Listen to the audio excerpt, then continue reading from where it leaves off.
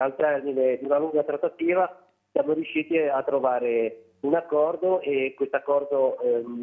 prevede che tutti i lavoratori siano assunti da Aprica, cioè dall'azienda mandataria, e gli verrà applicato a tutti i lavoratori il contratto di settore dell'igiene ambientale. Quindi abbiamo tutelato sia il valore economico e sia la sicurezza del posto di lavoro, con il famoso articolo 6, quello che prevede la garanzia del posto di lavoro anche nel caso che cambi l'appalto. Questo appunto è importante in fase di un nuovo appalto, c'è la clausola che prevede che i lavoratori vengano assunti dal nuovo soggetto che eventualmente dovrà intervenire. Assolutamente sì, è stato un accordo importante, un accordo che avrà riflessi anche a carattere nazionale per tutelare tutto il settore, tutelare un contratto che stiamo rinnovando proprio in questo periodo e che permette ai lavoratori del comparto di avere sia un reddito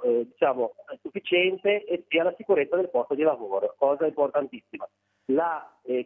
cooperazione, che sicuramente è un altro settore valido, è importante ma per i lavoratori disagiati, ma questo è un altro discorso, e se in futuro dovranno essere inserite delle persone inserite in quelle categorie, noi siamo disponibili a ulteriori accordi. Adesso tutto pronto per partire con l'appalto, il 1° febbraio ci sarà il passaggio di consegne. Sì, il 1° febbraio, tra l'altro nel corso di questo incontro ci hanno anche spiegato come funzionerà il nuovo appalto e questa ditta